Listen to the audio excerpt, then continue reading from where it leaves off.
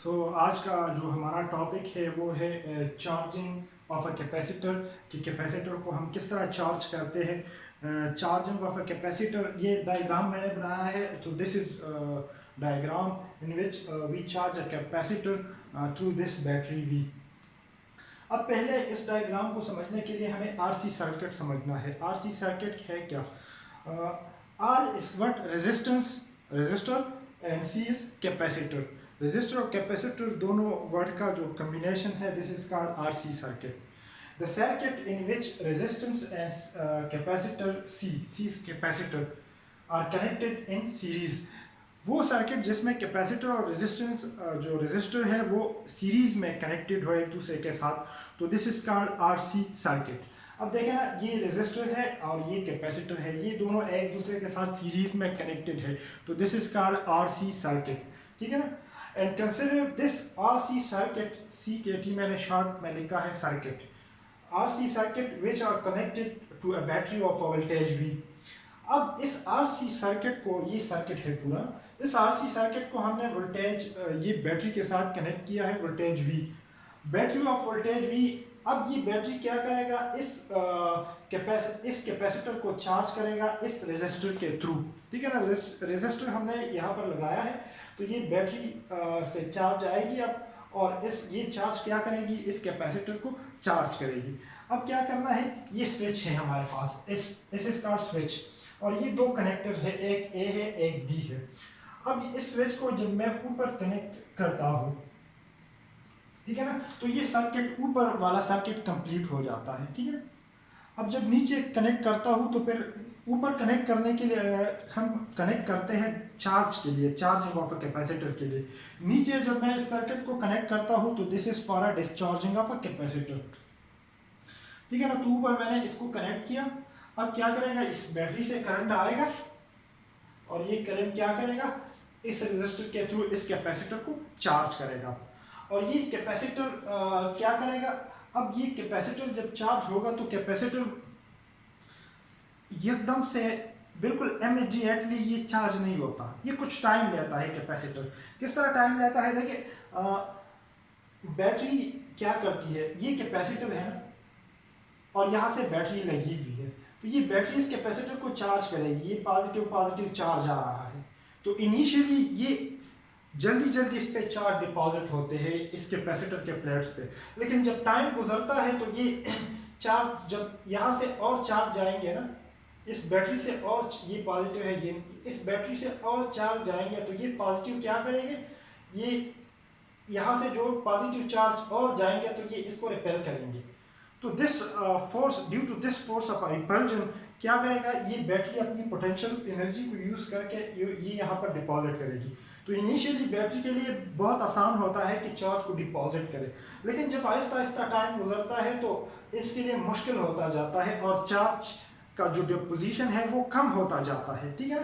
तो अब let suppose कि ये कैपेसिटर जो चार्ज होता है, मैक्सिमम चार्ज या इस पे आता है, तो कितना ये क्यू नॉट, इस पे मैक्सिमम चार्ज, इस पे कितना चार्ज डिपॉजिट हो सकता है? Q not. Q not means कि 100 चार्ज है, 200 चार्ज है, जितने भी है, लेकिन मैंने क्यू नॉट सपोज किया कि इस पे जो मैक्सिमम, सबसे ज्यादा इस पे जो चार्ज डिपॉजिट हो सकते हैं, वो है क्या है? क्यू नॉट है। तो ये किसके इक्वल होगा? C. C is the capacitance of this capacitor, जो हमने पढ़ा था डिटेल में। And V naught is what? जो बैटरी का वोल्टेज है, तो बैटरी का जो मैक्सिमम वोल्टेज है वो क्या है? वी नॉट है, मैक्सिमम। ठीक है ना? मीन्स 12 वोल्ट है मैक्सिमम, 15 वोल्ट है, 20 वोल्ट है, जितना भी है। ठीक है? अब ये क्या करेगा? अब at time t is equal to 0, time t is equal to 0, इस पे कितना चार्ज डिपॉजिट हुआ प्लेट्स पे, कैपेसिटर के प्लेट्स पे, इस बैटरी की वजह से 0 चार्ज डिपॉजिट हुआ। अब स्टार्टिंग में है ना, लेकिन जब time reach to a maximum value t, कुछ टाइम बाद ये चार्ज मैक्सिमम वैल्यू तक पहुंचेगा, और उस मैक्सिमम वैल्यू का जो चार्ज है वो किस चीज के इक्वल है? Q is equal to Q naught के। ठीक है ना? तो this is the maximum charge value. अब वो देखिए, हमारे पास एक इक्वेशन है। इक्वेशन क्या है कि इसको आप लोग नोट कर लेंगे, मैं रिमूव कर दूं।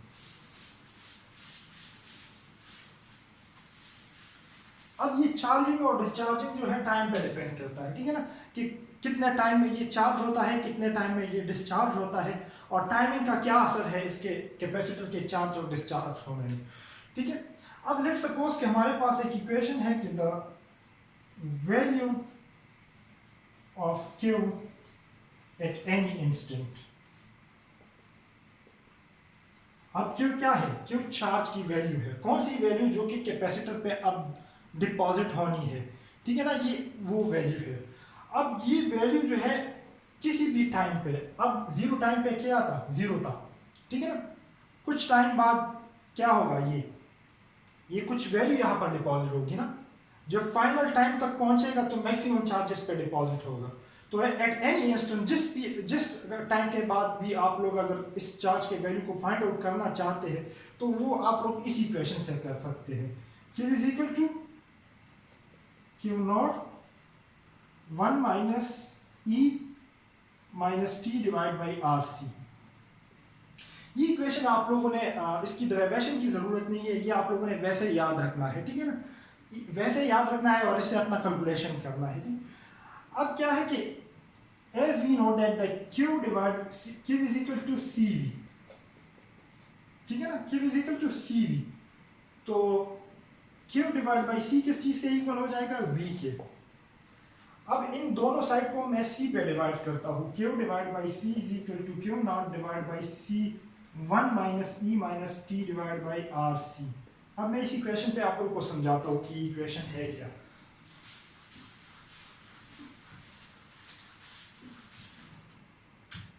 Q डिवाइड बाई C किस चीज के इक्वल हो गया?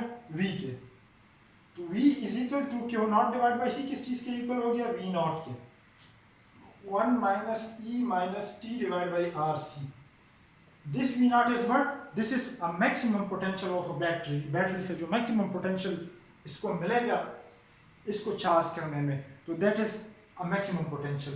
And V is the potential at any instant. अब any instant का क्या मतलब है? अब देखें 12 वोल्ट है, अब पहले 7 वोल्ट तक इसने कितना चार्ज डिपॉजिट किया, 8 वोल्ट तक इसने कितना चार्ज डिपॉजिट किया, और जब ये पहुंच गया 12 वोल्ट तक तो कितना चार्ज डिपॉजिट किया, ठीक है ना। ये वैल्यू हमने अब कैलकुलेट करनी है by using this equation. This V is called what? Instant value, and this V naught is called what? Maximum value, and this Q is called instant value and this Q naught is called maximum value. Instant value कि किसी भी time पे आप लोग अगर charge कितना deposit हुआ और आप किसी भी टाइम के बाद इसको कैलकुलेट कर सकते हैं। और Q naught वो वैल्यू है जो कि इस पे बस इसके बाद इस पे और कोई भी वैल्यू डिपॉजिट नहीं हो सकती। मीन्स कि अगर इस पे 100 चार्ज में डिपॉजिट होना है तो आप लोग 1 से लेके 100 तक किसी भी टाइम पे आप लोग चार्ज को फाइंड आउट कर सकते हैं। मीन्स कि अब 25 चार्ज इस पे डिपॉजिट हो गए हैं, लेकिन 25 चार्ज जो इस पे डिपॉजिट हो गए हैं वो कितने वोल्टेज के थ्रू डिपॉजिट हो गए? तो that voltage is called instant voltage and that charge is called instant voltage. लेकिन जब इस पे 100 में डिपॉजिट होना था और पूरे के पूरे 100 डिपॉजिट हो गए, अब वो 100 कितने वोल्टेज से डिपॉजिट हो गए? तो that voltage is called maximum voltage and that charge which is completely deposit, अब इसके बाद और चार्ज डिपॉजिट नहीं हो सकते, तो that charge is called maximum charge, ठीक है ना। तो इंस्टेंट और मैक्सिमम का ये बैकग्राउंड है, ठीक है ना। अब इस इक्वेशन में मैं आप लोग को इस आर सी पे समझाता हूँ और टी पे, ठीक है ना। This is called exponential equation. क्या? एक्सपोनेंशियल इक्वेशन, एक्सपोनेंशियल इक्वेशन, इसको हम एक्सपोनेंशियल इक्वेशन कहते हैं। एक्सपोनेंशियल इक्वेशन क्यों कहते हैं? क्योंकि इसमें ई आया है और ई जहां पर भी आ जाए तो it is called exponential equation. और ई एक कांस्टेंट है, ई एक कांस्टेंट है और इसकी वैल्यू है 2.73।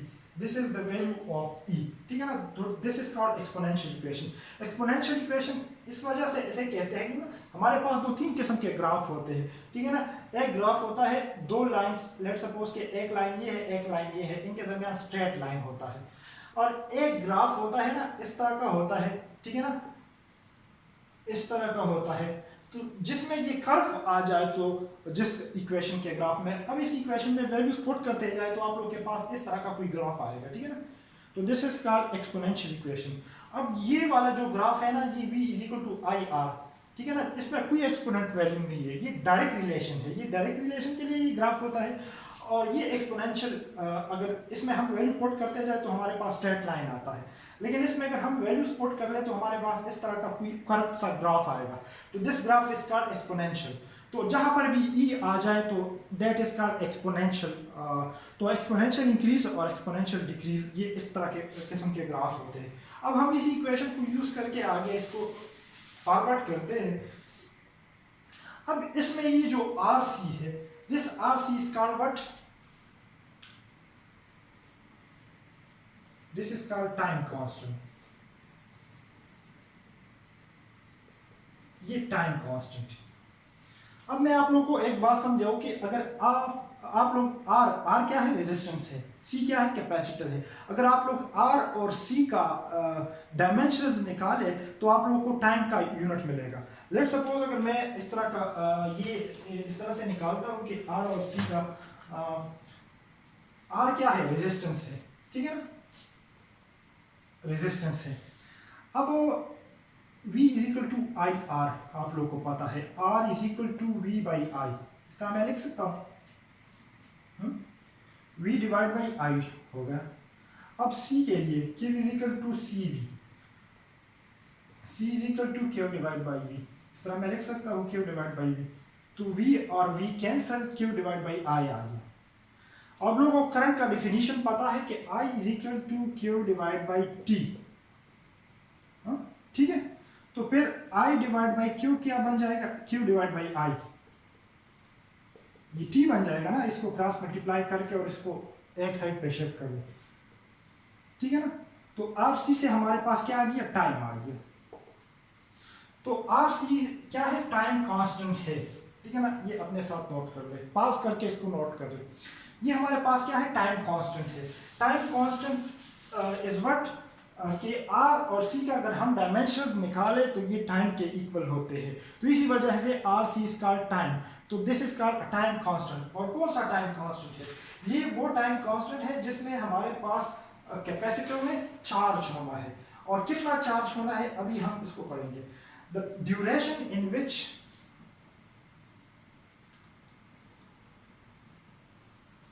the duration in which 63.2% of its maximum value charge deposit on plates of a capacitor।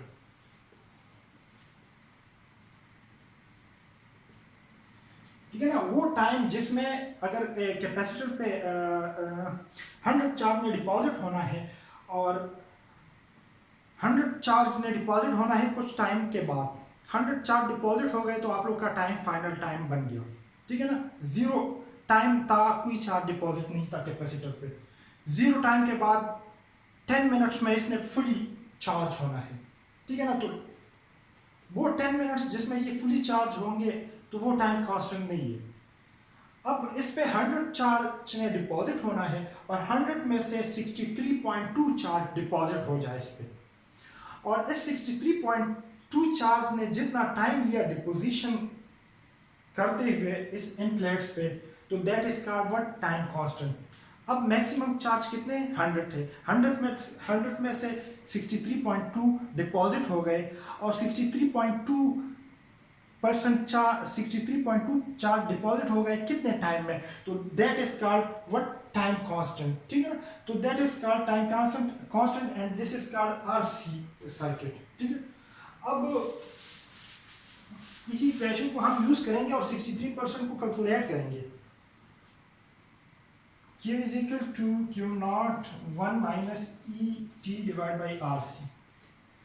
अब लेट सपोज कि हमारा एक टाइम कांस्टेंट गुजर गया और ये T क्या है, टाइम है, ये RC क्या है, टाइम है। तो हमारा T जो है वो RC, एक टाइम कांस्टेंट हमने लिया। एक टाइम कांस्टेंट में ये कितना डिपॉजिट, कितने चार्ज डिपॉजिट होंगे, अब वो उसको कैलकुलेट करेंगे। Q is equal to Q naught 1 minus E T कितना है, आर सी हमने ले लिया, तो आर सी डिवाइड और ये minus divide by R C, तो R C cancel out, Q is equal to Q naught 1 minus E power minus 1,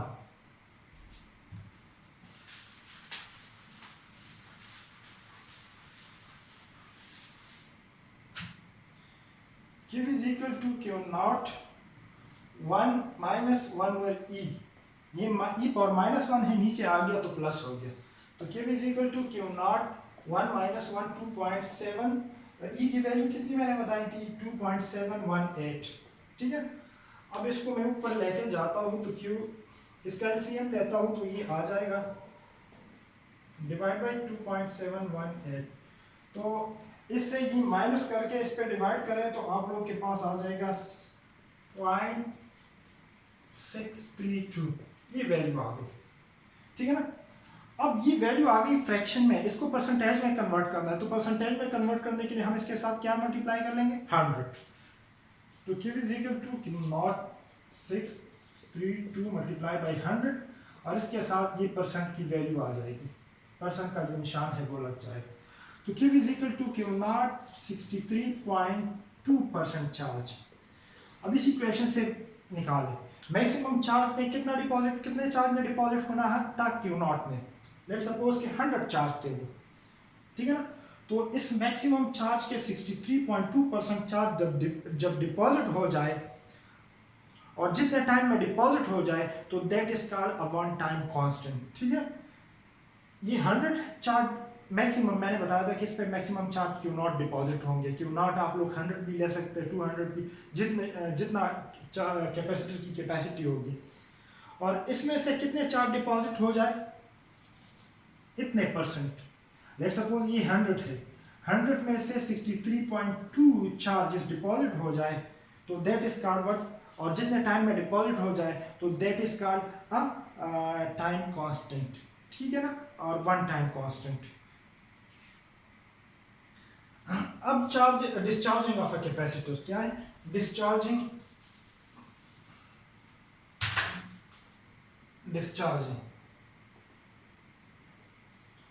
अभी हमने कैपेसिटर चार्जिंग पढ़ा, अभी डिस्चार्जिंग पढ़ेंगे।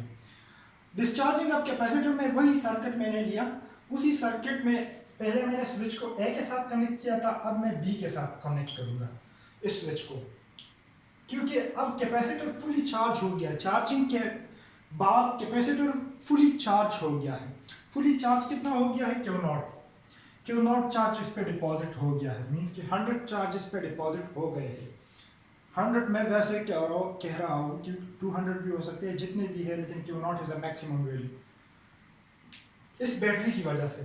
अब इस बैटरी से हमने इसको डिस्कनेक्ट किया और इस पर कितना मैक्सिमम पोटेंशियल आ गया V नॉट, ठीक है ना, क्योंकि बैटरी ने जितना पोटेंशियल देना था वो दे गया और उसके हिसाब से इसने फुली चार्ज किया। अब इसको मैं डिस्चार्ज करूंगा, तो डिस्चार्ज करूंगा and again this discharging is through this capacitor, through this resistor, इस कैपेसिटर को मैं डिस्चार्ज करूंगा, तो मैं इस सर्किट के बी को कनेक्ट करूंगा इस स्विच को। अब इस कैपेसिटर पे लेट सपोज पॉजिटिव चार्ज आ गए हैं इन साइडों पे, या नेगेटिव चार्ज इन साइडों पे आ गए हैं इस नेगेटिव की वजह से, और इन पे पॉजिटिव आ गए हैं, तो ये चार्ज मूव करना स्टार्ट करेगा और this charge will move to this path and neutralize this positive charge on the other side. ये चार्ज थ्रू दिस रेजिस्टर जाएंगे और पॉजिटिव अदर साइड पे क्या करेंगे, न्यूट्रलाइज करेंगे। तो इसी तरह से यहाँ से भी चार्ज कम होते जाएंगे और यहाँ पर भी चार्ज न्यूट्रलाइज होते जाएंगे और कम होते जाएंगे, पॉजिटिव चार्ज खत्म होते जाएंगे। और बैटरी का तो अब इससे कोई लेना देना नहीं है, क्योंकि बैटरी तभी काम करती है जब सर्किट कंप्लीट हो। अब सर्किट क्या है, डिस्कनेक्ट है। तो अब at any instant charging up capacitor, discharging up capacitor at any instant, तो इस वैल्यू के मुताबिक ये क्या होगा, डिस्चार्ज होगा। ये क्या है, मैक्सिमम वैल्यू है कि फुली चार्ज है कैपेसिटर, और ये क्या वैल्यू है, charge remaining at any instant। जो चार्ज यहां पर रह गया कुछ टाइम के बाद, ठीक है ना, और दिस इज मैक्सिमम चार्ज, और ये वो चार्ज है जो कि जो कि रह जाता है, जो कि डिस्चार्ज हो जाता है, ठीक है। Charge, this is discharge, discharge at any instant, किसी भी इंस्टेंट पे ये डिस्चार्ज होता है। अब देखिए ये इक्वेशन आप लोगों ने याद करना है, रट्टा करना है, जिस तरह के चार्जिंग वाला अलग इक्वेशन था और ये अलग है। और इसकी वैल्यू किस तरह आएगी, देखिए वन टाइम कांस्टेंट के बाद, टाइम कांस्टेंट क्या है, RC, RC is what, is a time constant. तो इसके बाद कितना चार्ज हमारे पास जो है वो रिमेन हो जाएगा, कितना रह जाएगा, कितना डिस्चार्ज हो जाएगा। तो E R C divide by R C, T की जगह हमने आर सी लगाया, तो cancel out, Q is equal to Q naught E power minus one, तो Q is equal to Q naught one over E, और E की value क्या है, E की वैल्यू जो है वो हमारे पास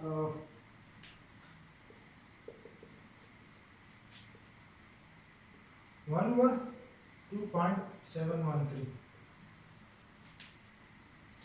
Q is equal to Q naught, ये वैल्यू मल्टीप्लाई कर ले तो इससे हमारे पास 0.32 आ जाएगा। आप लोग कैलकुलेटर से कर ले तो अप्रॉक्सीमेटली दिस वैल्यू आ जाए, और इसको 100 के साथ मल्टीप्लाई कर ले तो, क्योंकि हमने परसेंटेज में कन्वर्ट करना है, तो हमारे पास आ जाएगी ये वैल्यू 32.2% मेरे ख्याल से, नहीं सॉरी ये 36.367 ये आ जाएगी 36.7% ऑफ मैक्सिमम वैल्यू।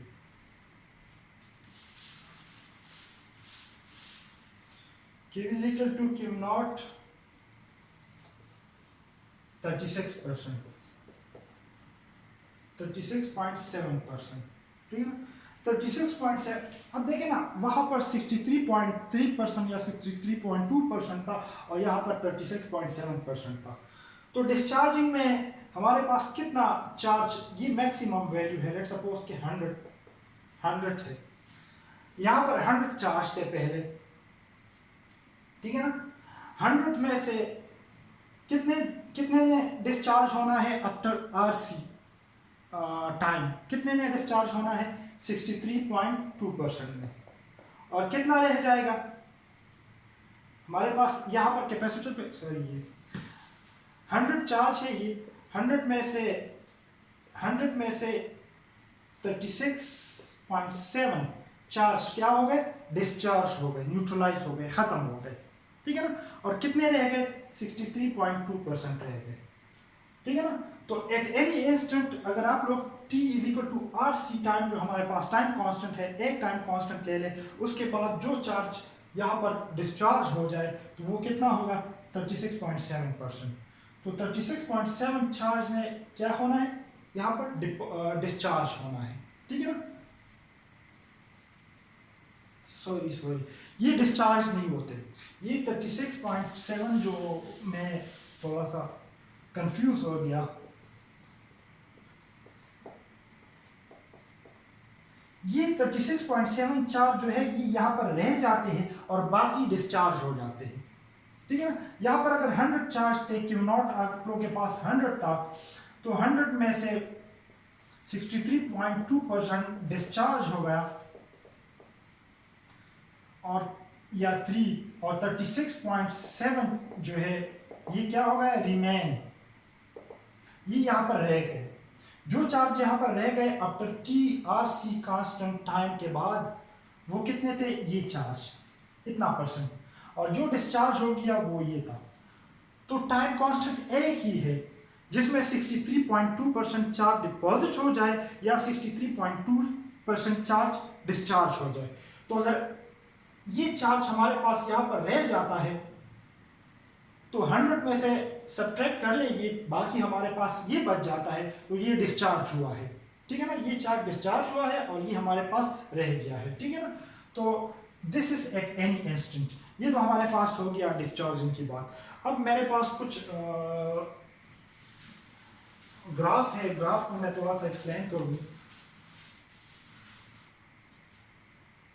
ये एमसीक्यूज है, एमसीक्यूज ग्राफ एमसीक्यूज के लिए। एमसीक्यूज थोड़ा से, ये ग्राफ है ना, ये ग्राफ मैंने बनाया है क्यू नॉट और टी के दरमियान। क्यू नॉट क्या है? मैक्सिमम चार्ज है, ये मैक्सिमम वैल्यू है चार्ज की, जो मैक्सिमम मैंने 100 बताया कि 100 तक ये चार्ज है, ठीक है। अब अगर जो आरसी हमारे पास क्या है? टाइम कांस्टेंट है। आर क्या है? रेजिस्टेंस है, और सी क्या है? कैपेसिटर है। अगर रेजिस्टेंस छोटा हो और कैपेसिटर भी छोटा हो तो वो जल्दी चार्ज होंगे विद इन नो टाइम, जल्दी चार्ज यहां तक पहुंचेगा। लेकिन अगर कैपेसिटर, ये आरसी किस चीज के लिए? स्मॉल आरसी के लिए है।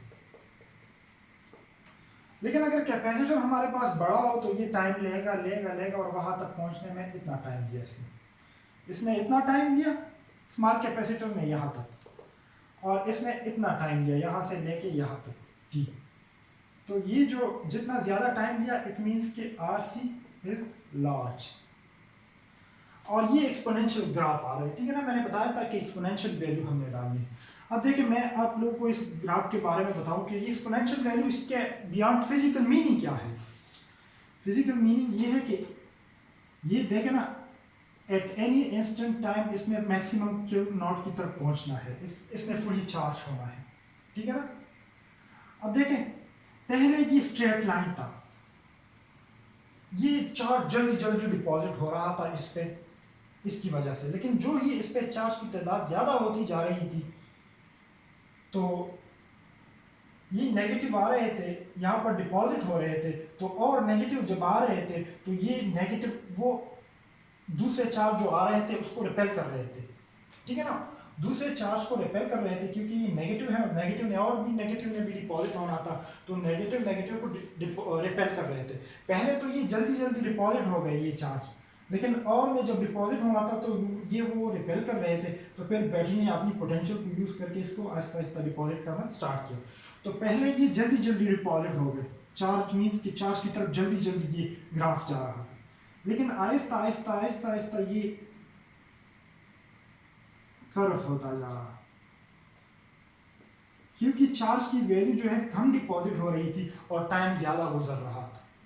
टाइम देखे ना, टाइम ज्यादा गुजर रहा है, देखिए, और चार्ज की वैल्यू इतनी इतनी डिपॉजिट हो रही है, देखिए, और टाइम इतना इतना गुजर, टाइम इतना गुजर रहा है, और चार्ज की वैल्यू को देखिए, टाइम ज़्यादा गुजर रहा है और चार्ज कम डिपॉजिट हो रहे हैं, और यहाँ पर टाइम के साथ चार्ज ज़्यादा डिपॉजिट हो रहे थे, ठीक है ना, और यहाँ पर आहिस्ता आहिस्ता कम। तो ये असल में इसके बियॉन्ड जो फिजिकल मीनिंग है इस इक्वेशन के बियॉन्ड यही है कि वो इसको क्या कर रहे थे? रिपेल कर रहे थे। तो जो स्मॉल आरसी होगा वो जल्दी पहुंचेगा ऊपर की तरफ, और जो लार्ज आरसी होगा उसका जो ग्राफ है वो जल्दी नहीं, कुछ टाइम के बाद पहुंचेगा। And the same is for the discharging. अब ये कैपेसिटर मैक्सिमम चार्ज हो गया है, अब ये चार्ज डिस्चार्ज होंगे, आहिस्ता आहिस्ता आएंगे आएंगे आएंगे यहाँ पर, ठीक। तो स्मॉल आरसी जब होगा तो जल्दी डिस्चार्ज होगा, और जब लार्ज आरसी होगा तो आहिस्ता आहिस्ता आहिस्ता टाइम ज़्यादा लेगा और ज़्यादा टाइम में ये डिस्चार्ज होगा लार्ज आरसी, ठीक है ना। तो कैपेसिटर जल्दी कब चार्ज होता है? जब आरसी की वैल्यू स्मॉल हो। कैपेसिटर टाइम कब लेता है चार्ज होने में? जब आरसी की वैल्यू लार्ज हो, ठीक है ना। और कैपेसिटर कब जल्दी डिस्चार्ज होता है? जब आरसी की वैल्यू स्मॉल हो। कैपेसिटर कब टाइम लेता है डिस्चार्ज होने में? जब आरसी की वैल्यू लार्ज हो। अब मैं कुछ और भी एमसीक्यूज आप लोगों को